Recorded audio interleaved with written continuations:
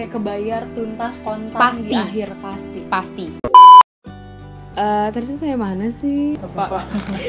Yaudah. Nah, pertama nih tips dan trik. Awalnya sebenarnya gue tuh gak kepikiran pengen belajar SBM. Cuman pas gue daftar di bimbel, dimana lingkungannya udah ketemu sama anak-anak ambis, gue kebawa suasana. Gue ketemu sama teman namanya Mamen. Hai Mamen. Dia bilang dia tuh sebenarnya ranking terakhir di sekolahnya dia. Cuma dia tuh pengen masuk stay ITB, inget banget. Dia mulai belajar sendiri itu dari belajar Matdas. Kenapa dia belajar Matdas? Karena kalau lo bisa Matdas nih, semua pelajaran setelah itu logika lo tuh bakal jalan. Nah, bakal kasah. Dan gue ngerasain itu bener-bener kepake banget gitu. Jadi kalau misalkan kalian yang pengen masuk Saintek, itu kalian bisa mulai nyicil belajar, abisin dulu Matdas. Akhirnya si Mamen ini setelah dia nyelesain Matdas, dia mulai belajar kimia, fisika, itu udah langsung jalan kayak cepet banget. Karena dia dia tahu ngertinya. basicnya. Ya, sekarang basicnya tuh semua di matematika. Kalau kalian Saintek ya, kalau Sosu mungkin di ekonomi juga mungkin ada hitung-hitungan yang bisa pakai nal. Kalau lo gimana, Gri? Kalau gue pilih pelajaran yang lo sukai. Karena kalau misalnya lo melakukan hal yang lo sukai, kedepannya itu akan menyenangkan. Tapi kalau misalnya lo dipaksa, itu beda cerita. Sesusah apapun soalnya itu akan menjadi apa ya, kayak diri lo tertantang gitu loh untuk mengerjakannya. Tapi kalau misalnya terpaksa, anjir lo susah banget. Terus gue lanjut nih, untuk mendukung gue keterima di jurusan yang gue mau, kira-kira mereka itu membutuhkan ilmu apa. Oh, membutuhkan matematika misalnya. Ya udah gue coba mulai matematika. Itu basicnya dulu, dasarnya dulu. Dari Matdasnya dulu baru ke IPA. Karena mat IPA tuh susah banget gitu kan. Susah banget. Tuntasin materi-materi yang ada di Matdas. Karena bener sih, gue setuju kalau misalnya Matdas itu bisa ngasah logika lu untuk berpikir ke depannya juga. Terus juga karena gue juga orangnya suka bahasa, membiasakan diri untuk membaca soal terlebih dahulu. Kalau misalnya itu soal yang membutuhkan bantuan teks, lu baru cari nih teks yang sesuai dan menyangkut tentang, gak usah dibaca semua tapi skimming aja. Kayak bener-bener apa nih, baris mana yang sesuai. Nah baru di highlight baris itu, nah baru kita reverse to-nya ya ke bagian itu aja.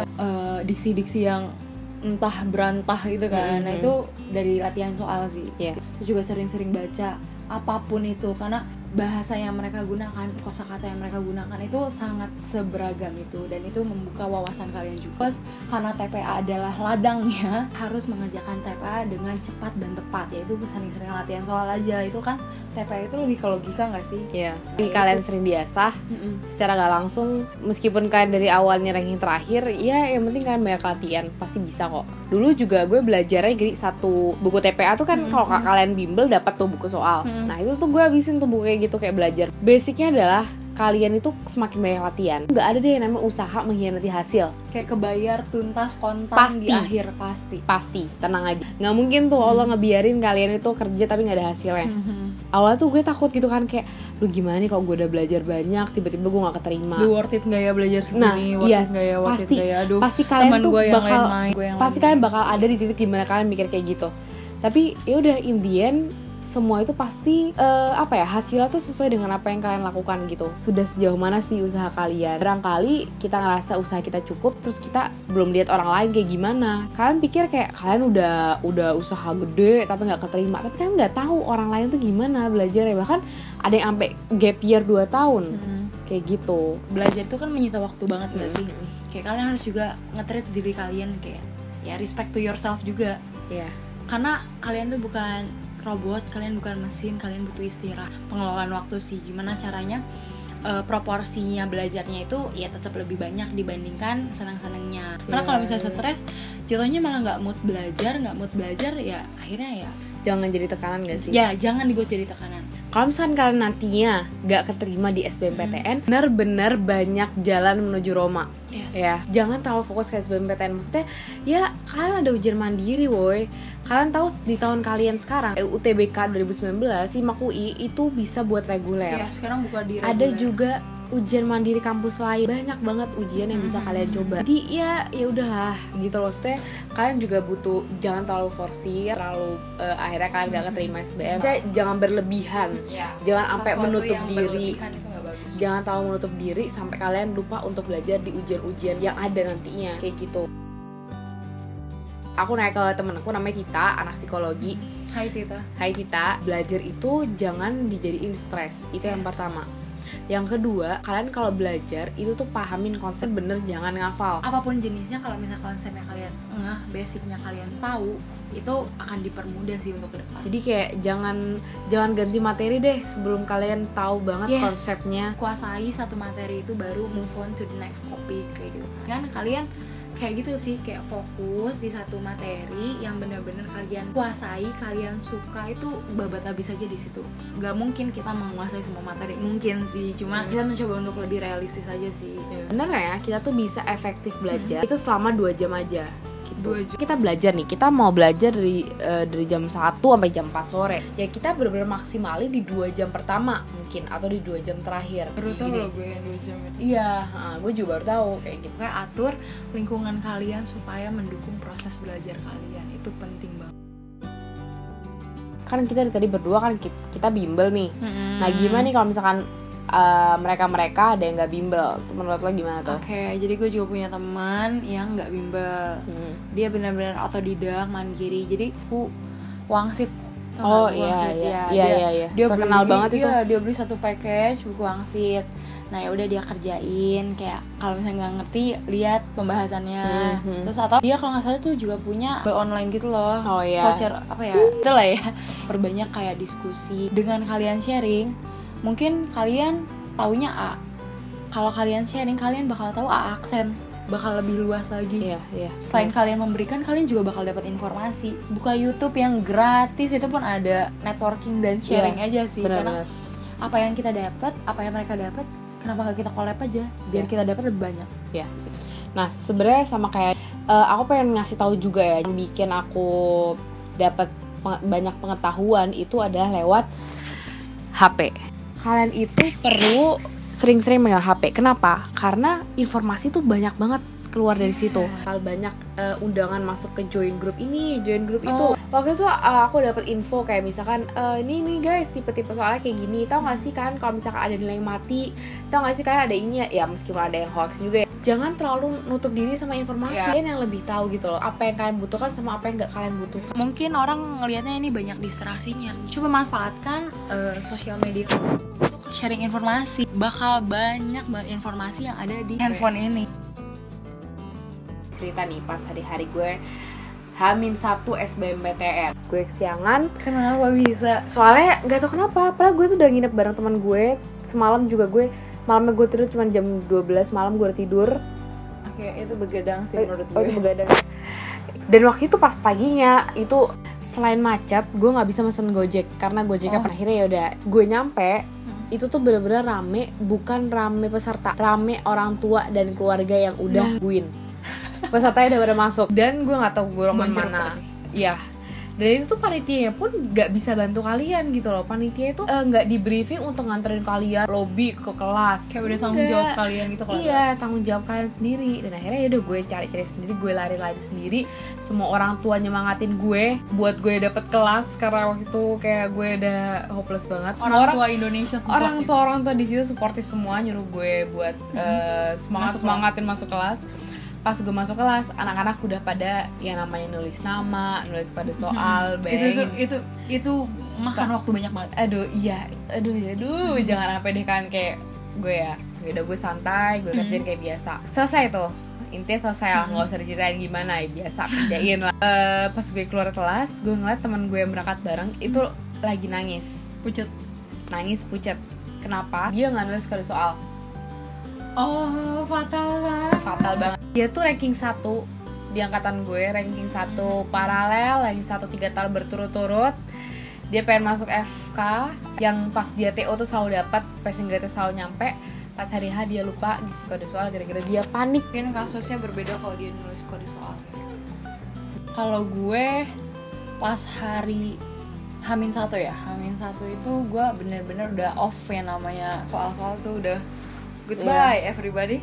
Kayak udah kita singkirkan. Waktunya saya memanjakan diri saya yang sudah berjuang beberapa hari yang lalu. Terus masalah survei, sebenarnya gue nggak kepikiran tuh survei, tapi inisiatif dari orang tua gue.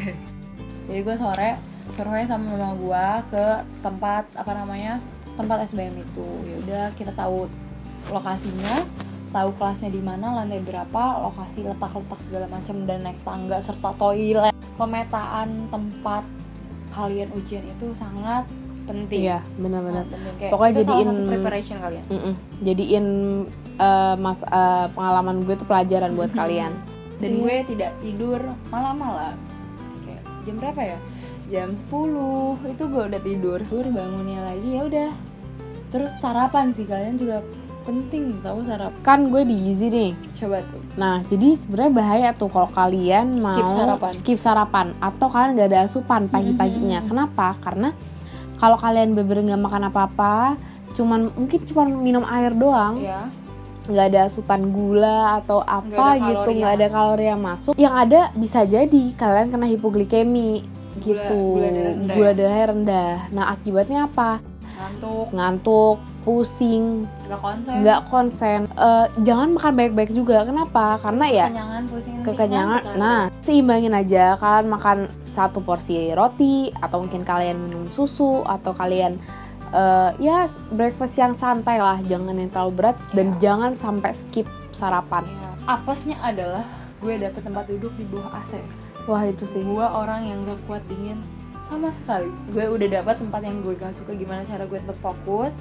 Mulailah ujian, gue mulai ujian, ya udah gue doa segala macam. Ya udah gue lakukan sebisa gue tahu ini udah hal yang paling maksimal dari diri gue. Ya udah, kalau misalnya itu yang bisa gue lakukan adalah menerimanya dengan lapang dada gitu loh. Karena ini adalah hasil yang sudah gue diatur lah ya. Udah diatur, udah settingannya. Kalau misalnya effort kalian besar ya hasilnya juga maksimal. Ya itu tergantung effort kalian. Tahun ini mau ujian itu berbasis komputer. Paper based test itu sangat menyita waktu sih sebenarnya. Iya.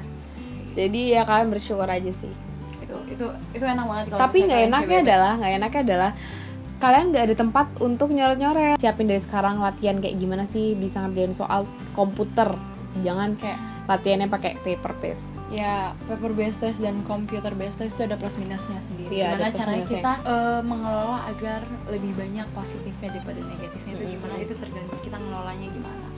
Kalau nggak bisa skip aja, karena itu bisa dibahas nanti kalau kalian masih punya waktu. Pokoknya jangan naruh waktu banyak untuk satu soal, karena itu banyak banget soalnya gitu. Iya. Pengalaman gue juga, jadi gue skip kerjain, gue kerjain yang lain, dan pas gue lihat soal itu lagi, gue inget ada beberapa soal yang berhubungan gitu nggak sih, kayak iya. flashback, oh iya yang ini kayaknya mirip. Iya, langsung skip aja. Iya benar, kalau kalian nggak tahu, udah skip.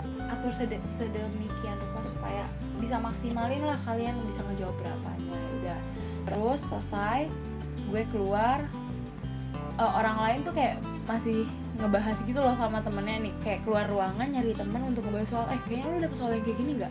Kayak gini nggak?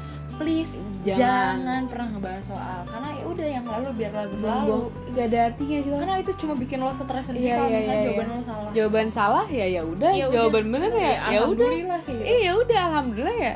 Karena udah nggak ngaruh apa-apa gitu loh, lo nggak bisa merubah jawaban lo, yang ada cuma buat stres doang, kepikiran doang, kayak aduh akhirnya nggak semangat buat ujian-ujian selanjutnya. Nah iya gitu kan, abis SBM biasanya banyak mandiri gitu.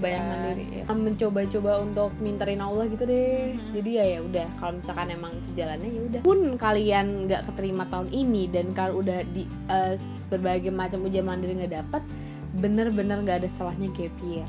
Gap year itu daripada kalian keterima di jurusan atau di kampus yang gak sesuai dengan passion kalian dan gak sesuai dengan lingkungan keluarga kalian, tertekan kan mau waktu, dan akhirnya kalian ngulang lagi tahun depannya buat apa? Gak maksimal. Jadi mungkin untuk kali ini sesi videonya kita cuma ngebahas gimana cerita aku sama Griselda bisa lolos di SBMPTN di UI, pilihan pertama kita ya. Jadi mungkin segitu aja kali ya. Kita bakal ketemu lagi di video selanjutnya. Kita akan ngebahas lagi tentang topik-topik yang lebih menarik. Yang lebih menarik. Jadi jangan lupa untuk di subscribe channel ini. Like juga boleh, dan komen juga boleh. Share jangan lupa. Semoga ini bermanfaat. We will see you on my next video. Bye.